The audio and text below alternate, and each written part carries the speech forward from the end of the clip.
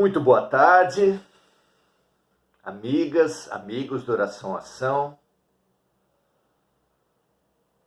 Muito bom encerrar uma semana com paz na consciência.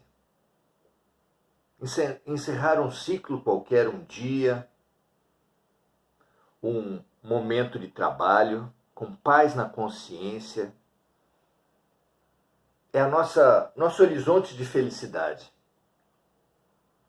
Muitas são as metas que nós nos estabelecemos de sucesso. Vitórias de consumo, carro, moto, imóvel, metas de financeiras, metas de títulos acadêmicos, de cargos. Mas uma só meta é necessária: a paz na consciência. Feliz daquele que, mesmo não tendo nada das vitórias e dos troféus da vida material da sociedade humana, conserva a paz na consciência. Infeliz daquele que, mesmo tendo todos os troféus da humanidade, da sociedade terrena, não detém a paz na consciência. Jesus é enfático ao nos questionar: de que adianta ganhar o mundo todo e perder sua alma? É um questionamento que todos nós, especialmente os cristãos, especialmente aqueles que se dizem admiradores, seguidores do Cristo, deveríamos nos fazer. De que adianta ganhar o mundo todo e perder nossas almas?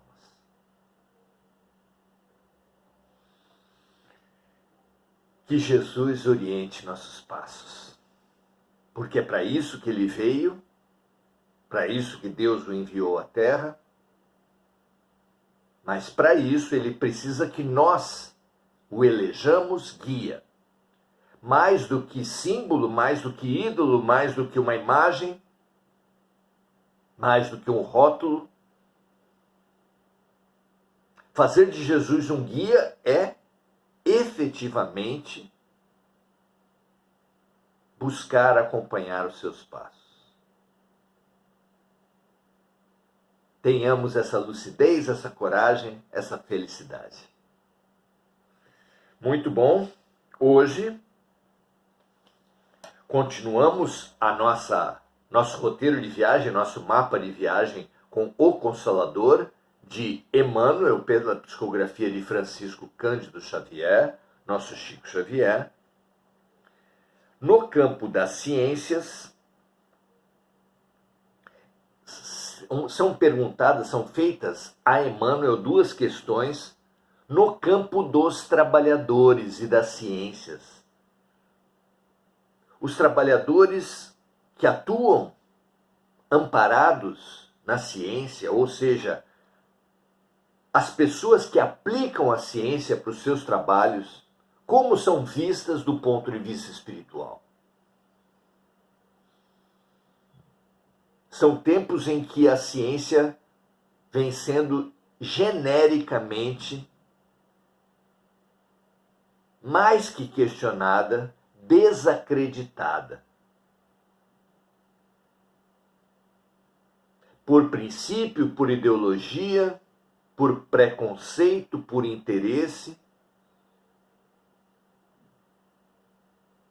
Desmerecer as conquistas científicas, como se a ciência em si fosse um mal, fosse oposta a Deus, fosse oposta ao bem da humanidade. É algo surpreendente que a essa altura tenhamos alcançado essa posição.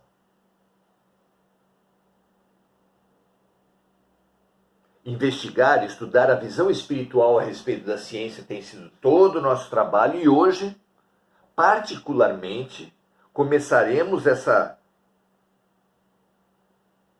admiração, esse estudo dos trabalhadores, das pessoas que agem socialmente alicerçadas na ciência, tomando duas funções, a do agricultor, que também pode ser vista modernamente como do agrônomo, que é o educador, o consultor, o orientador do trabalho com a terra, do trabalho da agropecuária, a partir de pontos de vista científicos. E é questionado também, Emmanuel, a respeito dos engenheiros. Vamos lá?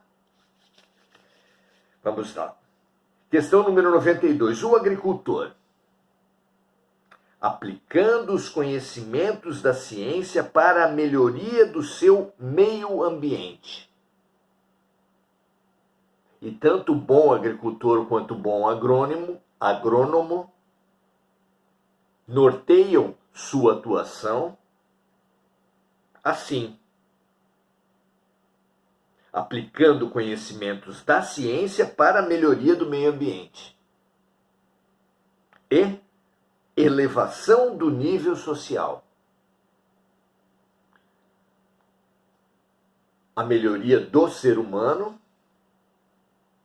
especialmente do bem-estar da coletividade e da natureza, em compatibilidade com a natureza, com o meio ambiente. Então a pergunta, o agricultor, e nós estendemos para o engenheiro agrônomo, técnico agrícola, o zootecnista,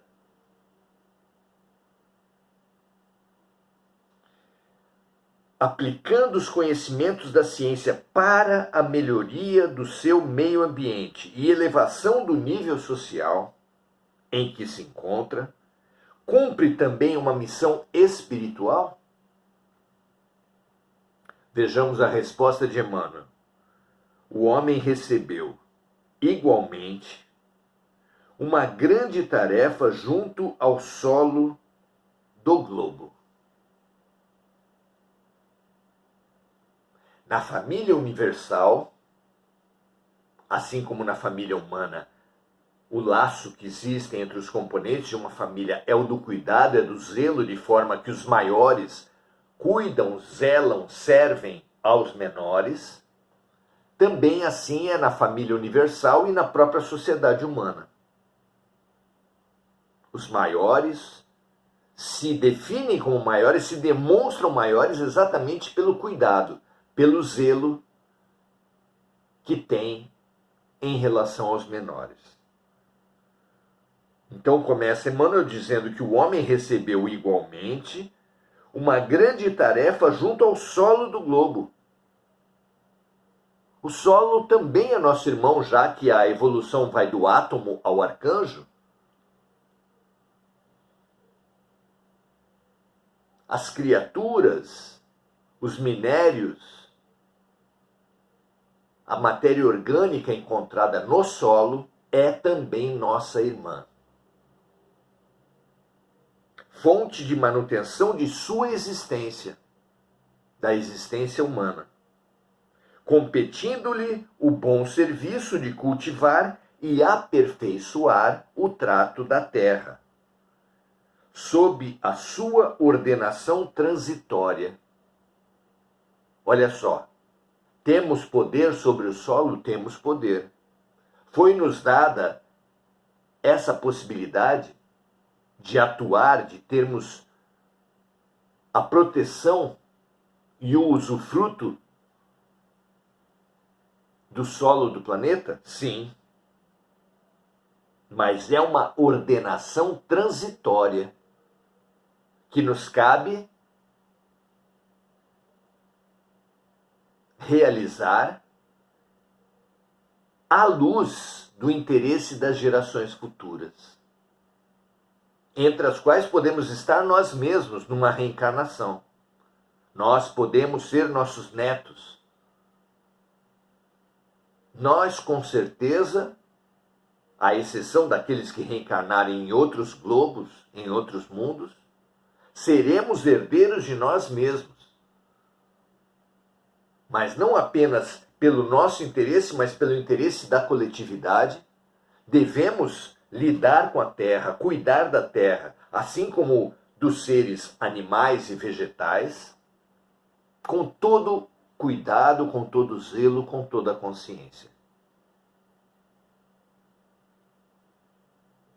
Sabendo que é uma ordenação transitória, mas em relação à qual devemos ter a consciência e a perspectiva do bem coletivo. Não apenas da coletividade humana, mas da coletividade da criação de Deus, abrangendo o mineral, o vegetal, o animal, o hominal e o angélico.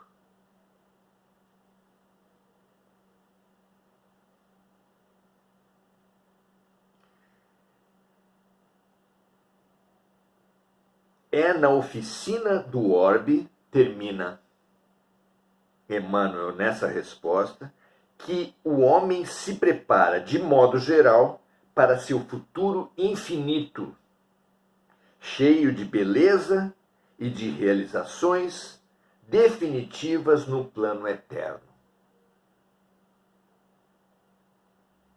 Então, o respeito que o agricultor tem, merece do plano espiritual e tem,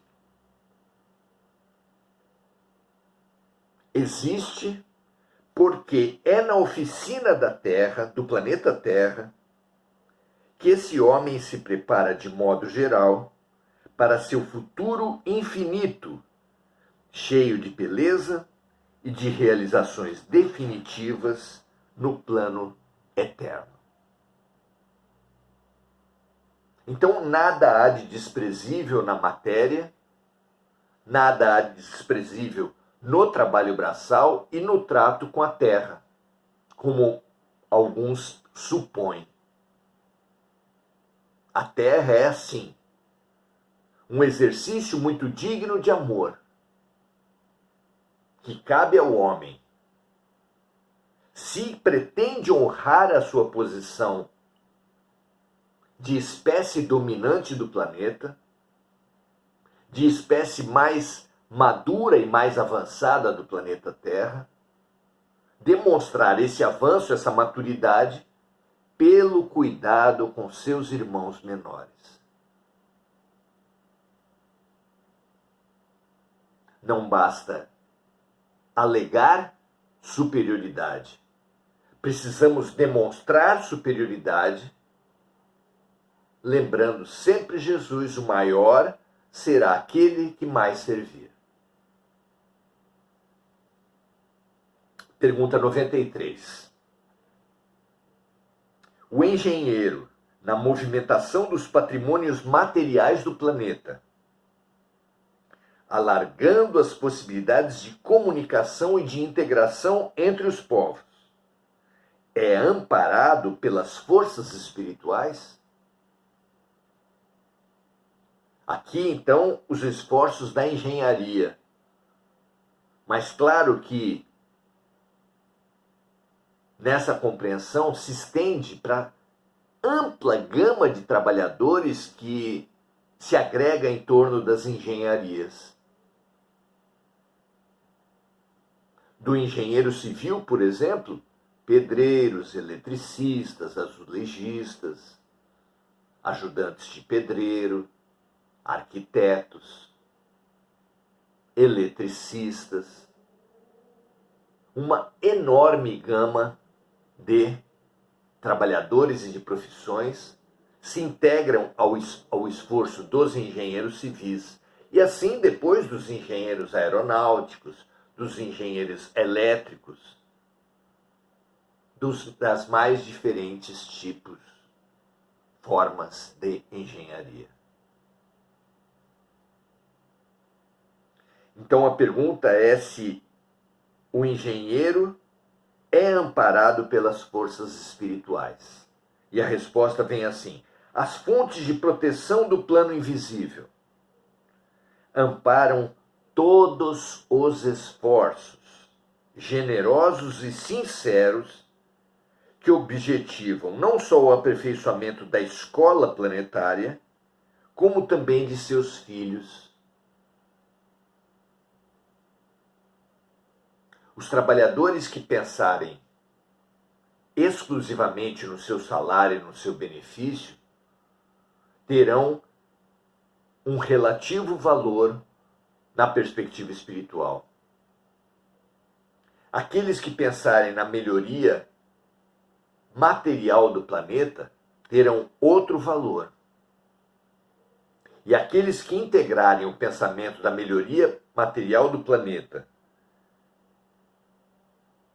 para a melhoria do ambiente, da qualidade de vida das criaturas terrenas, esses serão ainda mais considerados do alto. Então o critério é: tudo que é exclusivo, excludente, fechado, quanto mais fechados forem nossos objetivos, nossas metas, nossa perspectiva, mais próximos do mal estaremos.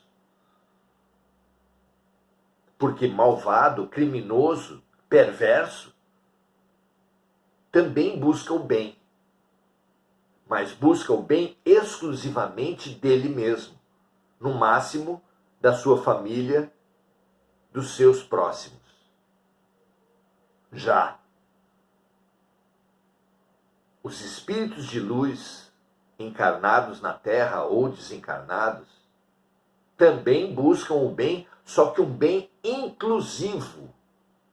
O bem que o espírito elevado busca sempre inclui todos os outros. Lembremos de Francisco de Assis, espírito sem dúvida nenhuma muito elevado, que chamava não apenas todos os seres humanos de todas as classes, raças e religiões de irmãos, mas chamava de irmãos também todos os animais, o irmão burro, o irmão lobo, e também todos os vegetais, a irmã árvore, e também todos os agentes do mundo mineral, o irmão sol, a irmã lua, a irmã água. Vejam a amplitude da família na qual se situava Francisco de Assis. Veja a pequenez da família em que vive o egoísta, o violento, o interesseiro. Analise essas duas perspectivas de vida e assumamos todos nós o compromisso, a busca constante por expandir nosso ponto de vista, por buscar a inclusão de bem que nós buscamos a todos os seres, a todas as criaturas, a todos os filhos de Deus.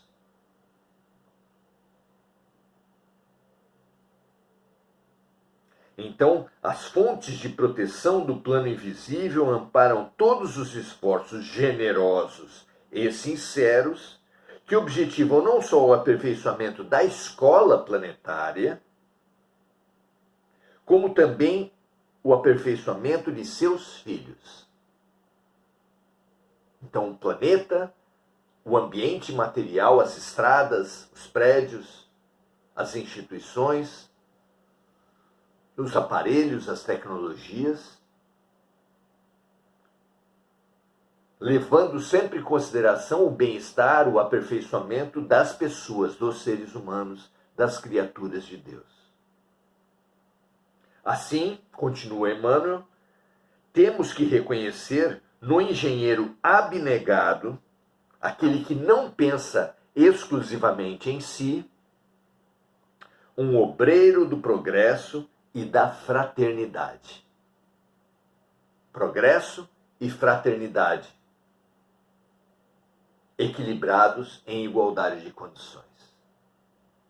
E continua, essa razão pela qual as grandes obras da engenharia, em sua feição beneficiária, apesar de materiais, possuem elevada significação pela extensão de sua utilidade ao espírito coletivo.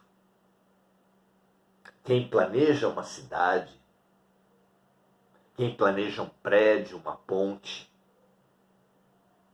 precisa ser uma represa ou qualquer obra de engenharia, precisa sempre pensar no planeta, no ambiente e nas pessoas que irão utilizar aquele equipamento, aquela obra, aquela tecnologia. Esse, diz Emmanuel, é um obreiro do progresso e da fraternidade. Nesses dois exemplos citados aqui, do agricultor e do engenheiro, podemos situar e expandir a reflexão para todos os trabalhadores. Mau trabalhador será aquele que tiver como objetivo, como meta, como perspectiva, o seu bem exclusivo. Excelente trabalhador, trabalhador da luz, será aquele que, não importa por que profissão, atuar sempre visando o benefício do máximo de criaturas humanas, animais, vegetais e minerais. No meio do caminho, cabe a todos nós, em meio aos nossos trabalhos, expandir, buscar sempre o máximo benefício, o mais profundo benefício do máximo número de criaturas. Veja se na sua instituição, no seu trabalho, na sua tarefa, que lhe cabe em decorrência da sua profissão, da sua função de trabalho, o quanto é possível essa expansão e esse aprofundamento, dedicando-nos sempre a fazer cada vez mais bem para cada vez mais pessoas, mais criaturas de Deus. Que assim seja para todos nós. Que toda a humanidade, todos os trabalhadores da terra, remunerados ou não, com diplomas ou não, com salários ou não, tenhamos essa meta de trabalhar cada vez melhor, promover cada vez mais bem para cada vez mais pessoas. Saudando agora os amigos, Marco Aurélio Trindade, Vivas a Natureza, Lúcia Galvão, Adelaide Dias, Cida Mello, Sérgio Marques e Enir Cajazeira, dando o seu boa noite a todos. Muito feliz pela presença de todos, muito feliz por ter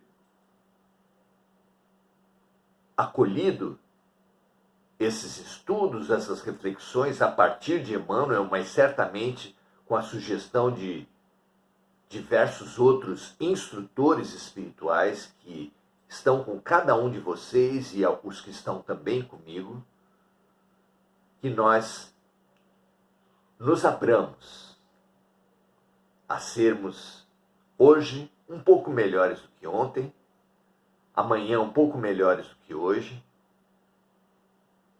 em nossas religiões, em nossos estudos e em nossas profissões, qualquer que seja o trabalho ao qual nos dediquemos.